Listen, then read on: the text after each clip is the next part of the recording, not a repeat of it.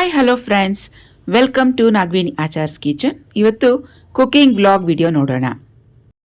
ಇವತ್ತಿನ ಬ್ರೇಕ್ಫಾಸ್ಟ್ಗೆ ಬ್ಲ್ಯಾಕ್ ರೈಸನ್ನು ಉಪಯೋಗಿಸ್ಕೊಂಡು ಬ್ಲ್ಯಾಕ್ ಇಡ್ಲಿಯನ್ನು ಮಾಡಿದ್ದೆ. ಇದು ಫಸ್ಟ್ ಟೈಮ್ ಟ್ರೈ ಮಾಡ್ತಿರೋದು, ಹೇಗೆ ಬರುತ್ತೆ ಅಂತ ಟ್ರೈ ಮಾಡಿದ್ದೆ. ಇಡ್ಲಿ ಮಾತ್ರ ಸೂಪರ್ ಸಾಫ್ಟಾಗಿ ಸಖತ್ತಾಗಿ ಬಂದಿತ್ತು. ಈ ರೆಸಿಪಿನ ಇನ್ನೊಂದು ಸಲ ನೆಕ್ಸ್ಟ್ ವಿಡಿಯೋದಲ್ಲಿ ತೋರಿಸ್ತೀನಿ. ಮಕ್ಕಳೆಲ್ಲ ಕಾಲೇಜ್ಗೆ ಸ್ಕೂಲ್ಗೆ ಹೋಗಿದ್ದಾಯಿತು. ಸೊ ಈಗ ನಾನು ಬ್ರೇಕ್ಫಾಸ್ಟ್ ಮಾಡಬೇಕಾಗಿದೆ. ಇಡ್ಲಿಯನ್ನು ಬಿಸಿಯಾಗಿ ಮಾಡ್ಕೊತಾ ಇದ್ದೀನಿ. ಈ ಬ್ಲ್ಯಾಕ್ ರೈಸಲ್ಲಿ ಆ್ಯಂಟಿ ಆಕ್ಸಿಡೆಂಟ್ಸ್ ತುಂಬ ರಿಚ್ ಆಗಿರುತ್ತೆ, ಫೈಬರ್ ಹೆಚ್ಚಾಗಿರುತ್ತೆ. ಸೊ ವೆಯ್ಟ್ ಲಾಸ್ಗೆ ಈ ರೈಸನ್ನು ಬಳಸ್ಕೊಂಡ್ರೆ ಬಹಳನೇ ಹೆಲ್ಪ್ ಆಗುತ್ತೆ. ಆದ್ದರಿಂದ ನಾನು ಈ ಬ್ಲ್ಯಾಕ್ ರೈಸನ್ನು ಬಳಸ್ಕೊಂಡು ಇವತ್ತು ಇಡ್ಲಿಯನ್ನು ಟ್ರೈ ಮಾಡಿದ್ದೆ. ಟೇಸ್ಟ್ ಮಾತ್ರ ಸೂಪರ್ ಆಗಿತ್ತು. ಮಾಮೂಲಿ ರೆಗ್ಯುಲರ್ ಆಗಿ ವೈಟ್ ಇಡ್ಲಿ ಹೇಗೆ ಮಾಡ್ತೀವೋ ಅದರ ಟೇಸ್ಟ್ ಹೇಗೆ ಬರುತ್ತೋ ಅದೇ ಸೇಮ್ ಟೇಸ್ಟ್ ಈ ಇಡ್ಲಿಗೂ ಇತ್ತು. ಸೊ ಯಾವುದೇ ಥರದ ವ್ಯತ್ಯಾಸ ಇಲ್ಲ. ಖಂಡಿತವಾಗಿಯೂ ಒಂದ್ಸಲ ನೀವು ಟ್ರೈ ಮಾಡ್ಬೋದು. ಇಡ್ಲಿ ಬೇಯೋದಕ್ಕೆ ಇಟ್ಟಿದ್ದೀನಿ. ಈ ಕಡೆ ತೊಗರಿಬೇಳೆ ಸುಮಾರು ಒಂದು 2 ಟೇಬಲ್ ಸ್ಪೂನಷ್ಟು ಕುಕ್ಕರ್ಗೆ ಹಾಕ್ತಾ ಇದ್ದೀನಿ. ಚೆನ್ನಾಗಿ ಒಂದು 2-3 ಸಲ ವಾಶ್ ಮಾಡ್ಕೊಳ್ಳೋಣ. ಬೇಳೆ ಮುಳುಗುವಷ್ಟು ನೀರನ್ನು ಹಾಕಿ ಬೇಳೆ ಬೇಯೋದಕ್ಕೆ ಇಟ್ಬಿಡ್ತೀನಿ. ಸುಮಾರು 1ರಿಂದ 2 ವಿಸಿಲ್ ಕೂಗಿಸ್ಕೊಳ್ಳೋಣ. ಈ ಕಡೆ ತರಕಾರಿಗಳನ್ನು ಕಟ್ ಮಾಡ್ಕೊಳ್ಳೋಣ. ಇವತ್ತಿನ ಅಡುಗೆಗೆ ನುಗ್ಗೆಕಾಯಿ, ನುಗ್ಗೆ ಸೊಪ್ಪು, ಪನ್ನೀರ್, ಬೀಟ್ರೂಟ್, ಈರುಳ್ಳಿ ಇವಿಷ್ಟನ್ನ ತೆಗೆದಿಟ್ಟಿದ್ದೀನಿ. ರೆಸಿಪಿಗಳು ಒಂದೊಂದಾಗೆ ಮಾಡ್ತಾ ಹೋಗ್ತೀನಿ.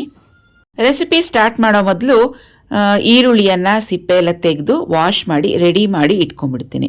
ಸೊ ಒಂದೊಂದೇ ರೆಸಿಪಿಗೆ ಈರುಳ್ಳಿ ಅಗತ್ಯವಾದಂಗೆ ತೆಗೆದು ಕಟ್ ಮಾಡ್ಕೊಳ್ತಾ ಬಳಸ್ತಾ ಹೋಗ್ತೀನಿ. ಸೊ ಎಲ್ಲದಕ್ಕಿಂತ ಟಫೆಸ್ಟ್ ಕೆಲಸ ಅಡುಗೆ ಮಾಡುವಾಗ ಅಂದರೆ ಈರುಳ್ಳಿ ಸಿಪ್ಪೆ ಬಿಡಿಸೋವಂಥದ್ದು. ಈರುಳ್ಳಿ ಮೇಲೆ ಈ ಥರ ನೋಡಿ ಬ್ಲ್ಯಾಕ್ ಕಾಣಿಸುತ್ತಲ್ಲ, ಫಂಗಸ್ ಅಂತ ಹೇಳ್ತೀವಿ ನೋಡಿ. ಇದನ್ನು ಅಡುಗೆಗೆ ಬಳಸಬಾರ್ದು. ಸೊ ಈರುಳ್ಳಿಯ 2 ಲೇಯರ್ ಸಿಪ್ಪೆನ ನಾನು ತೆಗೆದು ಕ್ಲೀನಾಗಿ ಅದನ್ನು ವಾಶ್ ಮಾಡ್ಕೊತೀನಿ, ಆಮೇಲೆ ಅಡುಗೆಗೆ ಬಳಸ್ತೀನಿ. ಸೊ ಖಂಡಿತವಾಗಿಯೂ ಈ ಥರ ಮಾಡಿದ್ರೆ ತುಂಬಾ ಹೆಲ್ತಿ. ಇನ್ನೇನು ಈಗ ಶ್ರಾವಣ ಮಾಸ ನಡೀತಾ ಇದೆ. ಸುಮಾರು ಜನ ನಾನ್ ವೆಜ್ ತಿನ್ನೋದಿಲ್ಲ. ಅಂಥವ್ರಿಗೆ ಈ ಪನ್ನೀರ್ ಆಪ್ಷನ್ ತುಂಬಾ ಒಳ್ಳೆ ರೆಸಿಪಿ ಅಂತ ಹೇಳ್ಬೋದು. ಪನ್ನೀರನ್ನು ಬಳಸ್ಕೊಂಡು ಸಿಂಪಲಾಗಿ ಪನ್ನೀರ್ ಫ್ರೈ ಮಾಡೋದನ್ನ ಹೇಳ್ಕೊಡ್ತೀನಿ. ತೊಗರಿಬೇಳೆ ಬೇಯೋದಕ್ಕೆ ಇಟ್ಟಿದೆ. ಪ್ರೆಷರ್ ಕುಕ್ಕರ್ 2 ವಿಸಿಲ್ ಬಂತು, ಅದನ್ನು ತೆಗೆದಿಟ್ಟಿದ್ದೀನಿ. ಡೀಪ್ ಫ್ರೈಗೆ ಆಯಿಲನ್ನು ಇಟ್ಟಿದ್ದೀನಿ. ಇದು ಉದ್ದಿನ ವಡೆ ಹಿಟ್ಟು. ಸ್ವಲ್ಪ ಹಿಟ್ಟು ಶಾರ್ಟೇಜ್ ಇತ್ತು, ಅದಕ್ಕೆ ಒಂದು ಈರುಳ್ಳಿಯನ್ನು ಸಣ್ಣದಾಗಿ ಕಟ್ ಮಾಡಿ ಮಿಕ್ಸ್ ಮಾಡ್ಕೊತಾ ಇದ್ದೀನಿ. ಇದು ನೆನ್ನೆ ಮಾಡಿದ್ದೆ ಉದ್ದಿನ ವಡೆ, ಸ್ವಲ್ಪ ಉಳಿದಿತ್ತು. ನಾನು ನೆನ್ನೆ ತಿನ್ನೋಕ್ಕಾಗಲಿಲ್ಲ. ಸೊ ಇವತ್ತು ನಾನು ಬ್ರೇಕ್ಫಾಸ್ಟ್ಗೆ ಮಾಡ್ಕೊತಾ ಇದ್ದೀನಿ. ಈಗಾಗಲೇ ಉದ್ದಿನ ವಡೆ ರೆಸಿಪಿ ಹೇಗೆ ಮಾಡೋದು ಅಂತ ನಮ್ಮ ಚಾನಲ್ನಲ್ಲಿ ಹಾಕಿದ್ದೀನಿ. ಸೊ ಹಾಗಾಗಿ ತೋರಿಸ್ತಿಲ್ಲ. ನಿಮಗೆ ರೆಸಿಪಿ ಬೇಕು ಅಂದರೆ ಕಮೆಂಟ್ ಸೆಕ್ಷನಲ್ಲಿ ಕಮೆಂಟ್ ಮಾಡಿ ತಿಳಿಸಿ. ಮತ್ತೆ ಉದ್ದಿನ ವಡೆ ಹೇಗೆ ಮಾಡೋದು ಕ್ರಿಸ್ಪಿಯಾಗಿ ಅಂತ ಇನ್ನೊಂದು ಸಲ ಮಾಡಿ ತೋರಿಸ್ತೀನಿ. ಸೊ 4 ವಡೆಯನ್ನು ಹಾಕ್ಕೊತಾ ಇದ್ದೀನಿ. ಅದರಲ್ಲಿ 2 ನನಗೆ, ಇನ್ನು 2 ನಮ್ಮ ಹಸ್ಬೆಂಡ್ಗೆ. ತುಂಬ ಅಂದರೆ ತುಂಬ ಕ್ರಿಸ್ಪಿಯಾಗಿ ಸಖತ್ತಾಗಿ ಬಂದಿತ್ತು ಉದ್ದಿನ ವಡೆ. ಸುಮಾರು ಜನ ಕೇಳ್ತಿದ್ದಾರೆ. ಸೊ ನಾನು ವೆಯ್ಟ್ ಲಾಸ್ ಆದಮೇಲೆ ನನ್ನ ಡೈಲಿ ಬ್ರೇಕ್ಫಾಸ್ಟ್ ಮತ್ತು ಮಧ್ಯಾಹ್ನ ಲಂಚ್ ಏನೇನು ಮಾಡ್ಕೋತೀನಿ ತೋರಿಸಿ ರೆಸಿಪಿ ಅಂತ ಕೇಳ್ತಾ ಇದ್ದೀರಾ. ಸೊ ನಾನು ವೆಯ್ಟ್ ಲಾಸ್ ಆದಮೇಲೆ ಪ್ರತ್ಯೇಕವಾಗಿ ನನಗೋಸ್ಕರ ಏನು ಸಪ್ರೇಟಾಗಿ ನಾನು ಮಾಡಿಕೊಂಡು ಅಡುಗೆ ತಿನ್ನೋದಿಲ್ಲ. ಮನೆಯವ್ರಿಗೆ ಏನು ಮಾಡ್ತಾ ಇದ್ದೀನೋ ಅದನ್ನೇ ನಾನು ತಿಂತೀನಿ. ಇವತ್ತಿನ ಬ್ರೇಕ್ಫಾಸ್ಟ್ಗೆ 3 ಇಡ್ಲಿ ಹಾಗೆಯೇ 2 ಉದ್ದಿನ ವಡೆ, ಒಂದು 2 ಸ್ಪೂನಷ್ಟು ತೆಂಗಿನಕಾಯಿ ಚಟ್ನಿ. ಸೊ ಇದಿಷ್ಟು ಇವತ್ತಿನ ನನ್ನ ಬ್ರೇಕ್ಫಾಸ್ಟ್. ಇಡ್ಲಿ ಮತ್ತು ಚಟ್ನಿ ಕಾಂಬಿನೇಷನ್ ಸೂಪರ್ ಆಗಿತ್ತು. ಹಾಗೆ ಕ್ರಿಸ್ಪಿ ಆಗಿರುವಂಥ ಉದ್ದಿನ ವಡೆ. ಕೂತ್ಕೊಂಡೆಲ್ಲ ನಿಧಾನಕ್ಕೆ ಬ್ರೇಕ್ಫಾಸ್ಟ್ ತಿನ್ನೋಷ್ಟು ಟೈಮ್ ಇಲ್ಲ, ಬೇಗ ಅಡುಗೆ ಮಾಡಬೇಕು. ಆದ್ದರಿಂದ ಸ್ಟ್ಯಾಂಡಿಂಗ್ ಪೊಸಿಷನಲ್ಲೇ ನನ್ನ ಬ್ರೇಕ್ಫಾಸ್ಟನ್ನು ಮುಗಿಸ್ದೆ. ಇವಾಗ ಅಡುಗೆಗೆ ಎಲ್ಲ ತಯಾರಿ ಮಾಡ್ಕೋಬೇಕು. ನುಗ್ಗೆಕಾಯಿ ತಂದಿದ್ದೆ ನೆನ್ನೆ ಫಾರ್ಮಿಂದ. ಸೊ ಅದರ ಸಿಪ್ಪೆ ಎಲ್ಲ ಬಿಡಿಸ್ಕೊತಾ ಇದ್ದೀನಿ. ಲಾಸ್ಟ್ ನನ್ನ ಒಂದು ವಿಡಿಯೋದಲ್ಲಿ ನುಗ್ಗೆಕಾಯಿನ ಬಳಸ್ಕೊಂಡು ನುಗ್ಗೆಕಾಯಿ ಗೊಜ್ಜು ಹಾಗೆ ನುಗ್ಗೆ ಸೊಪ್ಪನ್ನು ಬಳಸ್ಕೊಂಡು ಪಪ್ಪು ಇವೆರಡು ರೆಸಿಪಿ ಮಾಡಿದ್ದೆ. ಸೊ ತುಂಬ ಚೆನ್ನಾಗಿ ಬಂದಿದೆ, ಟ್ರೈ ಮಾಡಿದ್ವಿ ಅಂತ ನಮ್ಮ ಸಬ್ಸ್ಕ್ರೈಬರ್ಸ್ ಎಲ್ಲ ಮೆಸೇಜ್ ಮಾಡಿ ಫೋನ್ ಮಾಡಿ ಕೂಡ ಹೇಳಿದರು. ಸೊ ನೀವು ಯಾರಾದರೂ ಟ್ರೈ ಮಾಡಿಲ್ಲ ಅಂತ ಹೇಳಿದ್ರೆ ಆ ವಿಡಿಯೋ ಖಂಡಿತವಾಗಿಯೂ ನೋಡಿ. ನೀವು ಕೂಡ ನುಗ್ಗೆಕಾಯನ್ನು ಬಳಸ್ಕೊಂಡು ಅದೇ ಥರ ಗೊಜ್ಜನ್ನು ಮಾಡಿ ಸಖತ್ ಟೇಸ್ಟಿಯಾಗಿರುತ್ತೆ. ಇವತ್ತು ನುಗ್ಗೆಕಾಯನ್ನು ಬಳಸ್ಕೊಂಡು ಬೇಳೆ ಸಾಂಬಾರನ್ನು ಮಾಡ್ತಿದ್ದೀನಿ. ನುಗ್ಗೆಕಾಯನ್ನು ಬೇಯೋದಕ್ಕೆ ಒಂದು ಪಾತ್ರೆಯಲ್ಲಿ ನೀರು ಹಾಕಿ ಇಟ್ಟಿದ್ದೀನಿ. ಹಾಗೆ ಹುಣಸೆ ಹಣ್ಣನ್ನು ನೆನೆಸಿಟ್ಟಿದ್ದೀನಿ. ತೆಂಗಿನಕಾಯಿ ತುರಿಯೋದಕ್ಕಿಂತ ಈ ಥರ ಸಣ್ಣ ಸಣ್ಣದಾಗಿ ಕಟ್ ಮಾಡಿಕೊಂಡು ಸಣ್ಣ ಮಿಕ್ಸಿ ಜಾರ್ಗೆ ಹಾಕ್ಕೊಂಡ್ಬಿಡ್ತೀನಿ. ತರಿಯಾಗಿ ಗ್ರೈಂಡ್ ಮಾಡ್ಕೊತೀನಿ. ಸೊ ತೆಂಗಿನಕಾಯಿ ತುರಿದ ಹಾಗೇ ನಮಗೆ ಸಿಗುತ್ತೆ. ಸೊ ಇದೊಂದು ಟೈಮ್ ಸೇವಿಂಗ್ ಟಿಪ್ಸ್ ಅಂತ ಹೇಳ್ಬೋದು.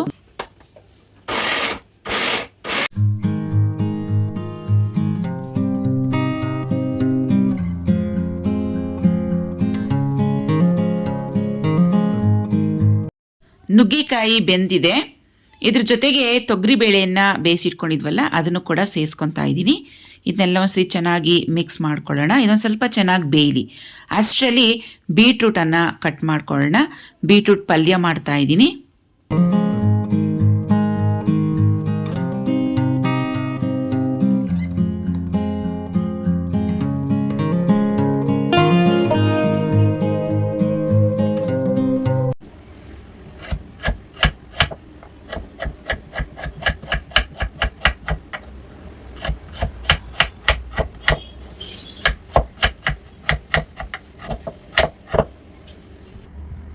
ಈರುಳ್ಳಿ ಸಿಪ್ಪೆ ಎಲ್ಲ ಬಿಡಿಸಿ ನೀರಲ್ಲಿ ಹಾಕಿಟ್ಟಿದ್ದೀನಿ. ಚೆನ್ನಾಗಿ ವಾಶ್ ಮಾಡಿಕೊಂಡು ಈ ರೀತಿಯಾಗಿ ಸಣ್ಣದಾಗಿ ಕಟ್ ಮಾಡಿ ತೆಗೆದಿಟ್ಕೊಳ್ಳೋಣ.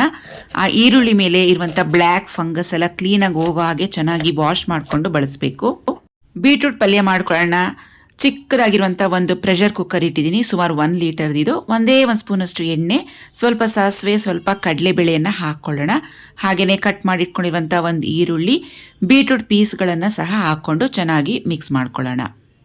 ಈ ಬೀಟ್ರೂಟ್ ಪಲ್ಯ ತುಂಬ ಇನ್ಸ್ಟೆಂಟಾಗಿ ಮಾಡುವಂಥದ್ದು, ತುಂಬ ಟೈಮ್ ಸೇವಿಂಗ್ ಪಲ್ಯ ಅಂತ ಹೇಳ್ಬೋದು.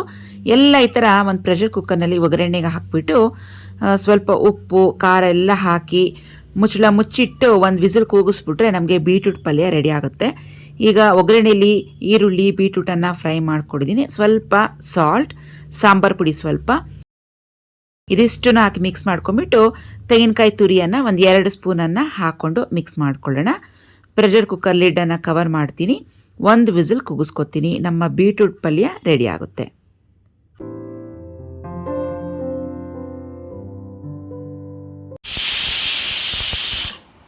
ನೋಡಿ, ಈಗ ಪ್ರೆಷರ್ ಬಿಟ್ಟಿದೆ. ಮುಚ್ಚಳ ತೆಗೆದು ನೋಡೋಣ. ಈ ಬೀಟ್ರೂಟ್ ಪಲ್ಯದಲ್ಲಿ ಸ್ವಲ್ಪ ನೀರಿನ ಅಂಶ ಇದೆ. ಬೇಕಂದರೆ ಇದೇ ಥರ ನೀವು ಬಳಸ್ಕೋಬೋದು. ಇಲ್ಲ ಇನ್ನೊಂದು ಸ್ವಲ್ಪ ಡ್ರೈ ಥರ ಬೇಕು ಅಂದರೆ ಮತ್ತೆ ಅದನ್ನು ಸ್ಟವ್ ಮೇಲೆ 1 ನಿಮಿಷ ಇಟ್ಟು ಈ ಥರ ಬಿಸಿ ಮಾಡಿದ್ರೆ ಆ ನೀರಿನ ಅಂಶ ಎಲ್ಲ ಕಮ್ಮಿ ಆಗುತ್ತೆ. ಇನ್ನೂ ಚೆನ್ನಾಗಾಗುತ್ತೆ ಬೀಟ್ರೂಟ್ ಪಲ್ಯ. ಈ ಕಡೆ ಬೇಳೆ ಮತ್ತು ತರಕಾರಿ ಬೇಯೋದಕ್ಕೆ ಇಟ್ಟಿದ್ವಲ್ವಾ, ಇದರಲ್ಲಿ ನೆನೆಸಿಟ್ಟಿರುವಂಥ ಹುಣಸೆ ಹಣ್ಣಿನ ರಸ ಫಿಲ್ಟರ್ ಮಾಡಿ ಹಾಕ್ಕೊತಾ ಇದ್ದೀನಿ. ಸುಮಾರು 1 ನಿಂಬೆ ಹಣ್ಣಿನ ಗಾತ್ರದಷ್ಟು ಹಾಕ್ಕೊಳ್ಳೋಣ.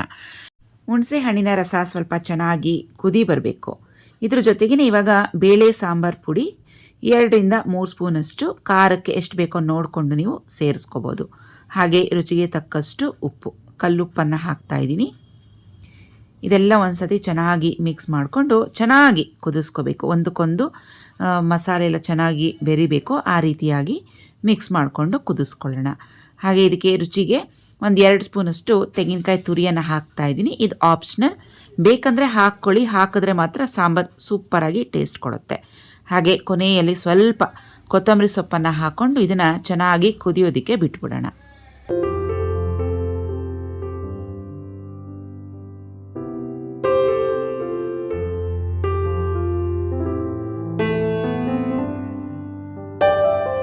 ಸಾಂಬಾರಿಗೆ ಒಗ್ಗರಣೆ ಹಾಕ್ಕೊಳ್ಳೋಣ. 2 ಸ್ಪೂನಷ್ಟು ಎಣ್ಣೆ, ಸಾಸಿವೆ, ಕರಿಬೇವು ಇವಿಷ್ಟು ಚಿಟ್ಕುಡಿಸಿ ಸಾಂಬಾರಿಗೆ ಸೇರಿಸ್ಕೊಳ್ಳಿ. ನುಗ್ಗೆಕಾಯಿ ಬೇಳೆ ಸಾಂಬಾರು ರುಚಿಯಾಗಿ ರೆಡಿ ಆಯಿತು. ಈಗ ಅದೇ ಪ್ಯಾನಲ್ಲಿ ನುಗ್ಗೆ ಸೊಪ್ಪನ್ನು ಬಳಸ್ಕೊಂಡು ಎಗ್ ಬುರ್ಜಿ ಮಾಡ್ತಾ ಇದ್ದೀನಿ. 1-2 ಸ್ಪೂನಷ್ಟು ಎಣ್ಣೆ, ಸಾಸಿವೆಯನ್ನು ಹಾಕ್ಕೊಳ್ಳೋಣ. ಸಾಸಿವೆ ಚಿಟ್ಕುಟ್ಟ ಮೇಲೆ ಸಣ್ಣದಾಗಿ ಕಟ್ ಮಾಡಿರುವಂಥ ಈರುಳ್ಳಿ 4 ರಿಂದ 5 ಹಾಕ್ತಾ ಇದ್ದೀನಿ. ಇದಿಷ್ಟನ್ನ ಚೆನ್ನಾಗಿ ಫ್ರೈ ಮಾಡ್ಕೋಬೇಕು. ಖಾರಕ್ಕೆ 4 ರಿಂದ 5 ಹಸಿಮೆಣಸಿನ್ಕಾಯಿ ಕೂಡ ಹಾಕ್ಕೊಂಡು ಒಟ್ಟಿಗೆ ಫ್ರೈ ಮಾಡ್ಕೊಳ್ಳೋಣ. ಈ ಕಡೆ ನುಗ್ಗೆ ಸೊಪ್ಪನ್ನು ಚೆನ್ನಾಗಿ ಬಿಡಿಸಿ ರೆಡಿ ಮಾಡಿ ಇಟ್ಕೊಂಡಿದ್ದೀನಿ. 2-3 ಸಲ ಚೆನ್ನಾಗಿ ವಾಶ್ ಮಾಡ್ಕೊಂಡಿದ್ದೀನಿ. ವಾಶ್ ಮಾಡಿದ ನಂತರ ಒಂದು ಸ್ಟ್ರೇನರ್ಗೆ ಹಾಕ್ಕೊಂಡು ಅದರಲ್ಲಿ ಇರುವಂಥ ಎಕ್ಸ್ಟ್ರಾ ನೀರೆಲ್ಲ ತೆಗೆದುಬಿಡೋಣ.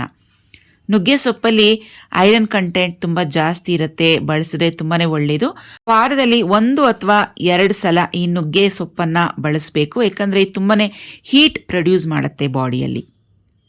ಈ ತೆಂಗಿನಕಾಯಿ ತುರಿ ಏನು ರೆಡಿ ಮಾಡ್ಕೊಂಡಿದ್ವಿ ಇದನ್ನು ಒಂದು ಬಾಕ್ಸ್ಗೆ ಹಾಕಿ ಫ್ರೀಝರ್ನಲ್ಲಿ ಇಡ್ತಾ ಇದ್ದೀನಿ. ಫ್ರೆಶ್ ಆಗಿರುತ್ತೆ, ಸುಮಾರು 1 ವಾರದವರೆಗೂ ಯೂಸ್ ಮಾಡ್ಕೋಬೋದು. ಈಗ ಈರುಳ್ಳಿ ಒಂದು 50% ಅಷ್ಟು ಫ್ರೈ ಆಗಿದೆ. ವಾಶ್ ಮಾಡಿ ರೆಡಿ ಮಾಡ್ಕೊಂಡಿದ್ವಲ್ವ ನುಗ್ಗೆ ಸೊಪ್ಪು, ಅದನ್ನು ಕೂಡ ಹಾಕ್ಕೊಂಡು ಚೆನ್ನಾಗಿ 2 ರಿಂದ 3 ನಿಮಿಷ ಫ್ರೈ ಮಾಡ್ಕೋಬೇಕು. ರುಚಿಗೆ ತಕ್ಕಷ್ಟು ಉಪ್ಪನ್ನು ಸೇರಿಸ್ಕೊಳ್ಳೋಣ.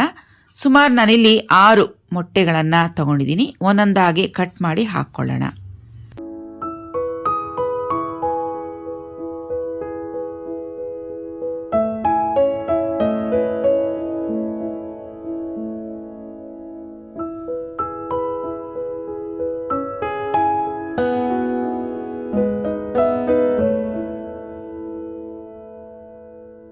ಸಿಮ್ ಫ್ಲೇಮ್ ಇಟ್ಕೊಂಡು ಇದನ್ನು ಚೆನ್ನಾಗಿ ಮಿಕ್ಸ್ ಮಾಡ್ಕೋಬೇಕು. ಆದಷ್ಟು ಈ ರೆಸಿಪಿನ ಸಿಮ್ ಫ್ಲೇಮಲ್ಲೇ ಮಾಡ್ಕೊಳ್ಳೋಣ, ಸೇದೋದ್ರೆ ಅಷ್ಟು ಟೇಸ್ಟ್ ಚೆನ್ನಾಗಿ ಬರೋದಿಲ್ಲ. ಒಂದು ಲಿಡ್ಡನ್ನು ಕವರ್ ಮಾಡಿಕೊಂಡು ಸಿಮ್ ಫ್ಲೇಮ್ನಲ್ಲಿ ಹಾಗೆ ಇಡ್ತೀನಿ. ಈ ಕಡೆ ಅನ್ನಕ್ಕೆ ಇಟ್ಕೊತಾ ಇದ್ದೀನಿ. ಸುಮಾರು 1 ಗ್ಲಾಸಷ್ಟು ರೈಸ್ ಇಡ್ತಾ ಇದ್ದೀನಿ. ಇದು ಅನ್ಪಾಲಿಶ್ಡ್ ರೈಸ್ ಅಂತ ಹೇಳ್ತೀವಿ. ಹ್ಯಾಂಡ್ ಪೌಂಡೆಡ್ ರೈಸ್ ಅಂತ ಕೇಳಿದ್ರೆ ನಮಗೆ ಸಿಗುತ್ತೆ ಎಲ್ಲ ಸ್ಟೋರ್ಸ್ನಲ್ಲೂ. ಈ ಕಡೆ ಎಗ್ ಬುರ್ಜಿ ರೆಡಿಯಾಗಿದೆ. ಕೊನೆಯದಾಗಿ 1 ಸ್ಪೂನಷ್ಟು ಧನಿಯಾ ಪುಡಿ, ಹಾಗೆಯೇ ಸ್ವಲ್ಪ ಜೀರಾ ಪೆಪ್ಪರ್ ಪೌಡರ್ ರಸಮ್ಗೆ ಹಾಕೋದಕ್ಕೆ ಇಟ್ಟಿರ್ತೀನಿ ಯಾವಾಗಲೂ ಸ್ಟಾಕ್ ನಾನು, ಅದನ್ನು 1 ಸ್ಪೂನಷ್ಟು ಹಾಕ್ಕೊಂಡು ಒಂದ್ಸತಿ ಚೆನ್ನಾಗಿ ಮಿಕ್ಸ್ ಮಾಡ್ಕೋತೀನಿ. ಸ್ವಲ್ಪ ಕೊತ್ತಂಬರಿ ಸೊಪ್ಪನ್ನು ಹಾಕ್ಕೊಂಡ್ರೆ ನುಗ್ಗೆ ಸೊಪ್ಪಿನ ಎಗ್ ಬುರ್ಜಿ ರೆಡಿಯಾಗುತ್ತೆ. ಸಖತ್ ಹೆಲ್ತಿ ಇದು. ಒಂದು ಸಲ ಮಾಡಿ ನಿಮ್ಮ ಮಕ್ಕಳಿಗೆ ಮನೆಯಲ್ಲಿ ಎಲ್ಲರಿಗೂ ಕೊಡಿ, ಎಲ್ಲರೂ ತುಂಬಾ ಇಷ್ಟಪಟ್ಟು ತಿಂತಾರೆ. ಹಾಗೆಯೇ ಸ್ವಲ್ಪ ಕೊತ್ತಂಬರಿ ಸೊಪ್ಪು ಬೀಟ್ರೂಟ್ ಪಲ್ಯಕ್ಕೂ ಹಾಕ್ಬಿಡೋಣ ಮೇಲಿಂದ. ಸೊ 2 ಥರದ ಪಲ್ಯ ಹೆಲ್ತಿಯಾಗಿ ರುಚಿಯಾಗಿ ರೆಡಿ ಆಯಿತು.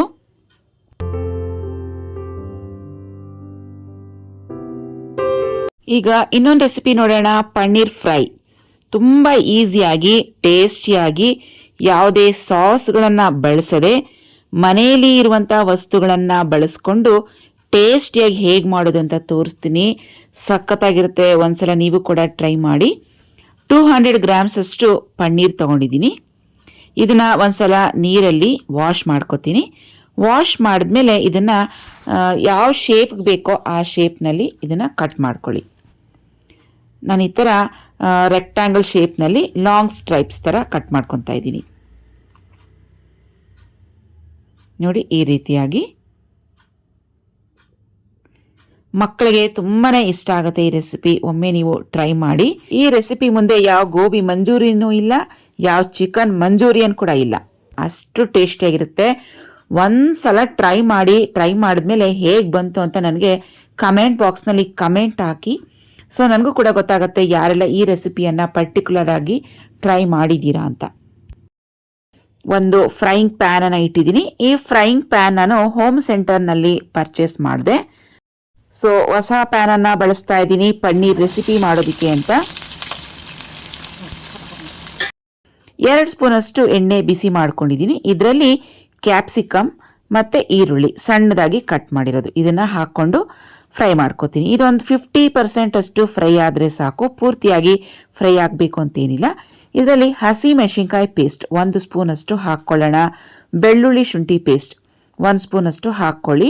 ಹಸಿಮೆಣಸಿನ್ಕಾಯಿ ಬೆಳ್ಳುಳ್ಳಿ ಶುಂಠಿ ಎಲ್ಲ ಸಣ್ಣದಾಗಿ ಕಟ್ ಮಾಡಿ ಹಾಕಿದ್ರೆ ಮಕ್ಕಳಿಗೆ ತಿನ್ನೋವಾಗ ಬಾಯಲ್ಲಿ ಸಿಗುತ್ತೆ ಅಂಥೇಳಿ ಎಲ್ಲ ತೆಗೆದಾಕ್ತಾರೆ. ಈ ಥರ ಪೇಸ್ಟ್ ಮಾಡಿ ಹಾಕ್ಬಿಡಿ, ಬೆಸ್ಟ್ ಅಂತ ಹೇಳ್ಬೋದು. ಹಾಗೆ ರುಚಿಗೆ ತಕ್ಕಷ್ಟು ಉಪ್ಪು ಒಂದು ಅರ್ಧ ಟೀ ಸ್ಪೂನಷ್ಟು ಹಾಕ್ಕೊಂಡು ಮಿಕ್ಸ್ ಮಾಡ್ಕೊಳ್ಳಿ. ಉಪ್ಪು ಬೇಕಾದರೆ ಆಮೇಲೆ ಹಾಕ್ಕೋಬೋದು. ಇದರಲ್ಲೇ ಪನ್ನೀರನ್ನು ಹಾಕ್ಕೊಂಡು ಸುಮಾರು ಒಂದು 2 ನಿಮಿಷ ಫ್ರೈ ಮಾಡ್ಕೊಳ್ಳೋಣ. ಆಮೇಲೆ ಇದಕ್ಕೆ ಮಸಾಲೆಗೆ ಚಿಕನ್ ಮಸಾಲೆ ಪೌಡರನ್ನು ಹಾಕ್ತಾ ಇದ್ದೀನಿ. ಚಿಕನ್ ಮಸಾಲೆ ಅಂದ ತಕ್ಷಣ ಇದರಲ್ಲಿ ಚಿಕನ್ ಇರುತ್ತೆ ಅಂತ ಅನ್ಕೋಬೇಡಿ. ಇದು ಬರೀ ಗರಂ ಮಸಾಲೆ ಪುಡಿ ಥರ ಅಷ್ಟೇ, ಚಕ್ಕೆ ಲವಂಗ ಏಲಕ್ಕಿ ಈ ಥರ ಇರುತ್ತಷ್ಟೇ. ಸೊ ಬೇಜಾರು ಮಾಡ್ಕೊಬೇಡಿ ವೆಜಿಟೇರಿಯನ್ಸ್ ಇರೋರು. ಕೊನೆಯಲ್ಲಿ 1 ಸ್ಪೂನಷ್ಟು ಧನಿಯಾ ಪುಡಿ, 1 ಸ್ಪೂನಷ್ಟು ರೆಡ್ ಚಿಲ್ಲಿ ಪೌಡರನ್ನು ಹಾಕ್ಕೊಂಡು ಚೆನ್ನಾಗಿ ಮಿಕ್ಸ್ ಮಾಡ್ಕೊಳ್ಳೋಣ. ಗ್ರೀನ್ ಚಿಲ್ಲಿ ಪೇಸ್ಟ್ ಕೂಡ ಹಾಕಿದ್ದೀವಿ. ಚಿಲ್ಲಿ ಪೌಡರನ್ನು ನೋಡಿಕೊಂಡು ಹಾಕ್ಕೊಳ್ಳಿ. 1-2 ಟೇಬಲ್ ಸ್ಪೂನಷ್ಟು ಟೊಮೆಟೊ ಸಾಸ್ ಹಾಕ್ಕೊಂಡು ಚೆನ್ನಾಗಿ ಮಿಕ್ಸ್ ಮಾಡ್ತಾ ಇದ್ದೀನಿ. ಟೊಮೆಟೊ ಹಾಕ್ತಿಲ್ಲ, ಟೊಮೆಟೊ ಬದಲಿಗೆ ಟೊಮೆಟೊ ಸಾಸನ್ನು ಹಾಕ್ತಾ ಇದ್ದೀನಿ. ಕೊನೆಯಲ್ಲಿ ಕೊತ್ತಂಬರಿ ಸೊಪ್ಪನ್ನು ಹಾಕ್ತೀನಿ. ಆಮೇಲೆ 1 ಸ್ಪೂನಷ್ಟು ಬಿಳಿ ಎಳ್ಳನ್ನು ಹಾಕ್ತಾ ಇದ್ದೀನಿ. ಇದು ಇನ್ನೂ ಎಕ್ಸ್ಟ್ರಾ ಟೇಸ್ಟ್ ಕೊಡುತ್ತೆ, ತುಂಬಾ ಚೆನ್ನಾಗಿರುತ್ತೆ. ಸೊ ಸ್ಟೌವನ್ನು ಆಫ್ ಮಾಡಿಕೊಂಡ್ರೆ ಸಿಂಪಲಾಗಿ ಟೇಸ್ಟಿಯಾಗಿ ಪನ್ನೀರ್ ಫ್ರೈ ರೆಡಿಯಾಗಿದೆ. ಒಂದ್ಸಲ ಟ್ರೈ ಮಾಡಿ, ಖಂಡಿತವಾಗಿಯೂ ತುಂಬಾ ಟೇಸ್ಟಿಯಾಗಿರುತ್ತೆ.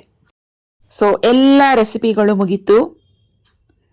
ಪನ್ನೀರ್ ಫ್ರೈ ಹಾಗೆಯೇ ನುಗ್ಗೆ ಸೊಪ್ಪು ಹಾಕಿ ಮಾಡಿದ ಎಗ್ ಬುರ್ಜಿ ರೆಡಿಯಾಗಿದೆ. ಜೊತೆಗೆ ಬೀಟ್ರೂಟ್ ಪಲ್ಯ, ನುಗ್ಗೆಕಾಯಿ ಬೇಳೆ ಸಾಂಬಾರ್ ಘಮ ಘಮ ಅಂತಿದೆ. ಸಖತ್ತಾಗಿತ್ತು ಸಾಂಬಾರ್. ಟೇಸ್ಟ್ ಮಾತ್ರ ಬೇಳೆ ಪ್ರಮಾಣ ಸ್ವಲ್ಪ ಜಾಸ್ತಿ ಹಾಕಿದ್ರೆ ಸಾಂಬಾರ್ ಟೇಸ್ಟಿಯಾಗಿ ಬರುತ್ತೆ. ಸಾಂಬಾರ್ ಪುಡಿ ರೆಸಿಪಿ ಈಗಾಗಲೇ ಮಿಕ್ಸಿಯಲ್ಲಿ ಹೇಗೆ ಮಾಡೋದು ಅಂತ ತೋರಿಸಿದ್ದೀನಲ್ವಾ, ಅದೇ ಸಾಂಬಾರ್ ಪುಡಿಯನ್ನು ಬಳಸ್ಕೊಂಡು ಈ ಸಾಂಬಾರನ್ನು ಮಾಡಿರೋದು.